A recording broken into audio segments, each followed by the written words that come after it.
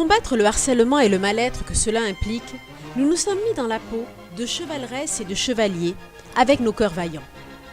Pour cela, nous avons eu besoin d'une épée. Les épées sont comme les paroles, elles sont à double tranchant. Nous pouvons utiliser les mots pour faire du bien, pour rigoler, pour consoler, ou alors dire des mots qui font mal, qui blessent et qui rendent triste. Mais attention, quand on donne les coups d'épée, on peut en recevoir un retour. Alors, il vaut mieux utiliser la parole pour qu'elle soit toujours positive. Il faut choisir nos mots avec prudence parce qu'ils sont aussi puissants que des armes.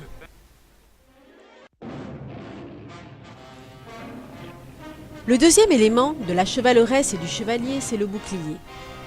Grâce à lui, nous pouvons nous protéger des paroles qui font mal, de ce que les autres disent de nous. Si une personne dit de nous que nous sommes bêtes et que nous acceptons, alors nous aurons mal. Mais si nous avons nos boucliers, alors nous pourrons dire non, car nous savons que nous ne sommes pas bêtes. Nous ne sommes plus touchés par les paroles ou les actes de cette personne. Elle peut croire ce qu'elle veut, nous savons ce qui est vrai.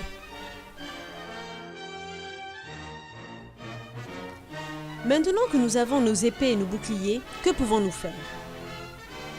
Il nous faut une quête, la recherche de la vérité. Nous devons chercher la vérité et comprendre ce qui se passe. Pour cela, on peut aller voir d'autres chevaleresses ou d'autres chevaliers.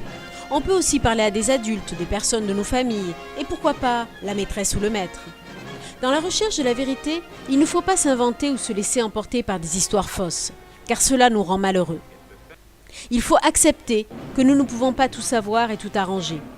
Il vaut mieux chercher à savoir plutôt qu'à croire, ainsi nous trouverons la vérité. Maintenant, nous devons apprendre la règle de notre chevalerie. Faire toujours de son mieux. Si nous faisons toujours de notre mieux, jour après jour, nous n'aurons pas à nous en vouloir si on ne réussit pas quelque chose, et nous n'aurons pas de regrets. Il faut apprendre à s'écouter et à se respecter. Allez, allons parcourir le monde, le cœur ouvert.